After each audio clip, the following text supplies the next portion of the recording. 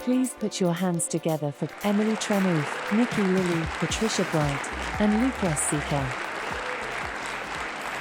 Where did you get started, and where did you, how did you go where you are right now? I worked in the city. I have a background in accounting, and I still worked for like 6 to 7 years, like career girl, and I had these two separate lives, like corporate, black and white in the city. All men is who I worked with. And then I was like doing my makeup and doing all these videos on YouTube, and they never knew. But eventually I could see that, oh, this is an industry. I'm leaving to put makeup on the internet at the time was like a very crazy thing, but it paid off. I made the jump, it paid off, and I've had a 10-year-long career, but there was no real strategy. It was kind of authentic community growth. We can now see that this is a growing industry and the creator economy is here to stay. On that, what advice would you give to other content creator, in order to build their business and have this financial side as well? Behind the scenes, I was very much strategic about what I was doing. So I thought about content I was making. So I really thought about this as a business model and not to be too emotional about it. That's like the thing I think about when I make content. Nikki, coming to you, I think you have a hugely inspiring story. How did you get into, content creation? Where are you at today as well? So I was diagnosed with my condition when I was 6 years old. And so the way that I coped with that and escaped from that was watching videos on YouTube, as a lot of us do on our, we're having a rubbish day, we turn to social media, we turn to YouTube as escapism. I was so just in love with filming stuff, and just, it was such a passion for me. Didn't even know that you could get followers or anything like that, because it was so innocent and just something that I truly had a passion and love for. The BBC, who's a TV company in the UK, contacted me to do a documentary about my life, and then that actually ended up going on and winning an Emmy, which was insane. Yeah, well, wow. Thank you. That's big. Thank you. But I love makeup as anyone else can. I love fashion, all of these things that kind of build a community. In around COVID time, I kind of was like, okay, need to start TikTok. I kind of spotted okay, this is where people are going. Mm-hmm. It's short form, it's very different to YouTube. And it's another way, I guess, to show your personality. Initially, I really didn't know what I would do on TikTok. I didn't know what the platform would be for me.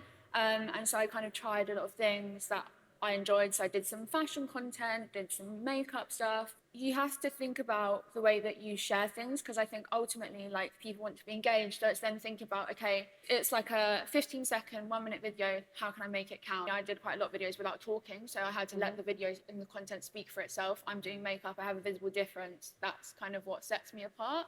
So I think it's thinking about how can you transition what you already love and what's a passion into something that's short form that will be, conveyed in a 15-second, 1-minute way.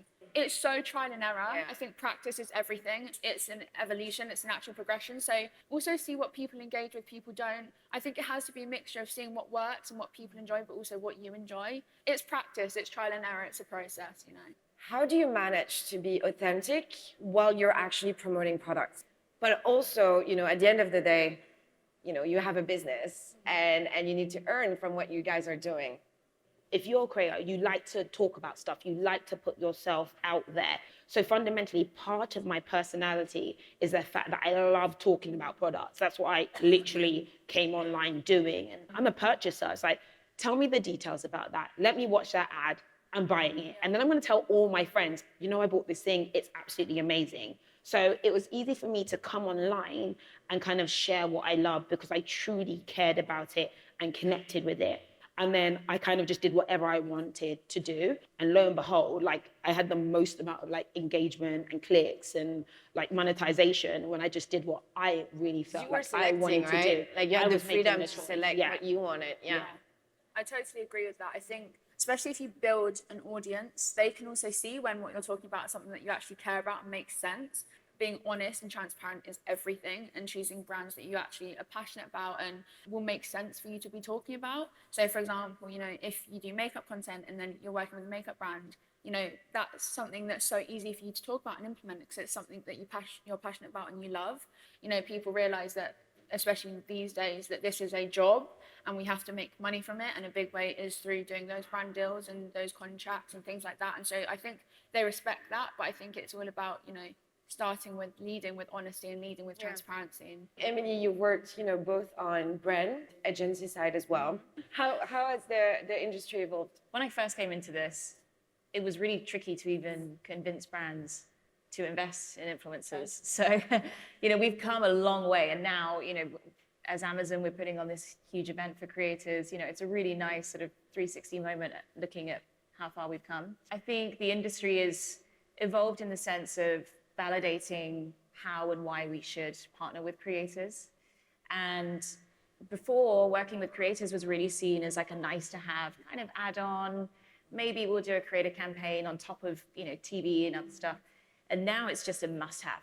And we're seeing creators and brands like you guys as well, working across such a different sphere, whether it's TV commercials, books, using influencers as models in shoots. And we're seeing, creators as, in billboards now. That's a huge shift from where we've come from kind of one post and a blog post maybe sort of in early days. So it's been really exciting. But I think the biggest shift has really been that kind of validation piece. Yeah. From a creator perspective, what do you look at, to understand if your audience, like the products that you're recommending, how do you use that data? And then, how do you think brands are using this kind of measurement as well? Like, it's a balance between following data and following your heart, right? I read comments. I also look at, what's going on in society, what could be valuable for the community. And I'm going to create against that versus just how many people click this link and how much money did I make? Like, it's not a good measurement for long-term growth. And I think if you naturally link and naturally have good engagement, then the brands are going to get the output that they want anyway. So my measure is much more emotional. But like, there's still something in it that we kind of have to feel to really get it out there and to create from something that isn't just data. But I think that's more important if you consider yourself to be a creative, which I think a lot of us are. You, Emily, what do you think on a brand perspective? What's the shift? We love data. And I think it's a really hard balance, right, between justifying why we're doing what we're doing, because everything that we do, we spend and we invest a lot of money in. So we have to justify, what's the value of this for brands? But then on the same side, not like holding creators against their will, saying sell. So we're trying to understand, how do we communicate that to other people to say, well, look, a post might go viral.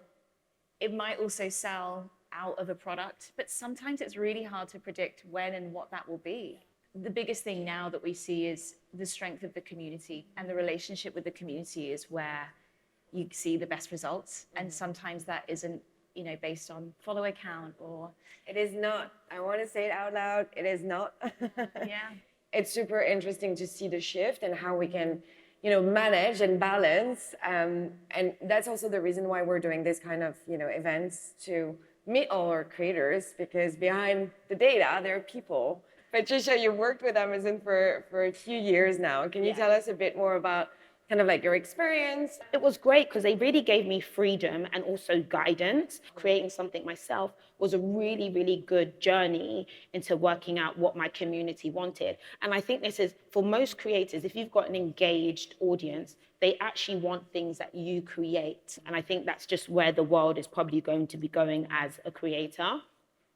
And then again, using the influencer program, I think the value in it is so amazing in terms of the shop, the storefront that everyone talks about, just so valuable. Just knowing that there's an easier way to kind of generate those links, put it out there, have it in a storefront, share with my community, that's just a great tool. What did you learn that for your business in general?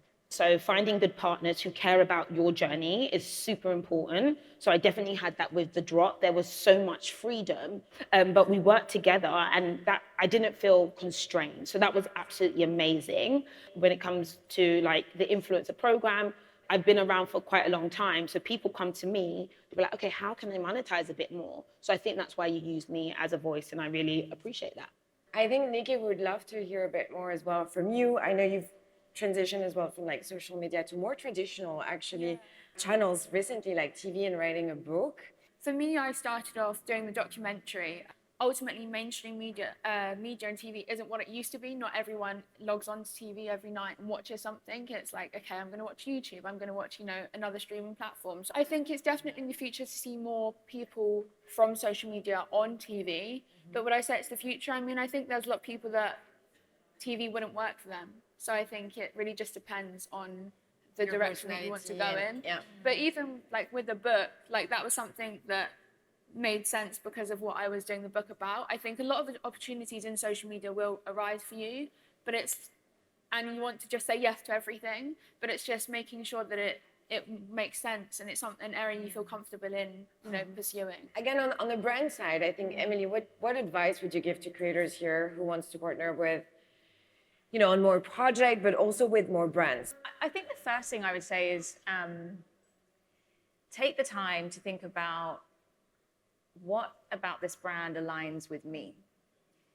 How can I partner with this brand in a really authentic way? And what could that look like? Because also brands need fresh ideas, and you guys have the passion, you have the creativity, you have the connection with your audience, you know what they like. That's where the best and most successful campaigns are. It's when you align that trust, that authenticity that you've built with your community for such a long period of time with really kind of authentic storytelling moments, and then brands can sort of weave into that. Yeah. Obviously, we have our brand messaging sometimes that, around key moments of the year, and that's always going to have its place. But for those bigger opportunities, I think that's a really nice way to come to something. I think it's a real collaboration. That's what you're saying as well, right? It's not just like either getting a brief or saying, I want to work absolutely with, this brand. I think it's finding the right messaging and the right angle maybe to make it work, but also so that it's exciting for, I guess, for people watching it, right? So it's not just another, hey, this is the product, but why? And it comes back to authenticity and sharing your true story. And it doesn't just have to be on social. Yeah. It could be, I'm writing a book and I'd really love to do an audiobook series with you, and then a podcast. And I think the opportunities are so broad now, but we need guidance still from you in terms of what's right for you. Because like you guys have been saying, TV is not right for everyone. Writing a book isn't right for everyone. So what you're best at and what your craft is, and how can you really co-create together? I think that's maybe that's the answer to our big question. What's the future of influencing? Is it the co-creation, guys? What do you think? The future is really depending on, as an individual creator, identifying what your key goals are, and then kind of having a strategy like to kind of push that forward. But I think when it comes to being a creator, it's kind of sitting down and thinking about, what do you want to do from this in the long term? And if you want to be famous, listen, be famous. That's great as well, like if that's the goal. If you want monetization, build a business, then you have to be a little bit more strategic about it. But the future is bright. There's a lot there. The future is broad and bright. On that note, guys, I would like to thank our amazing panelists. Please give them a round of applause. Thank you from all of us at Amazon for joining the Influencer Program and taking part in the first ever Amazon Influencer Summit in Europe. Until next time. Au revoir. Auf Wiedersehen. So long, peace out.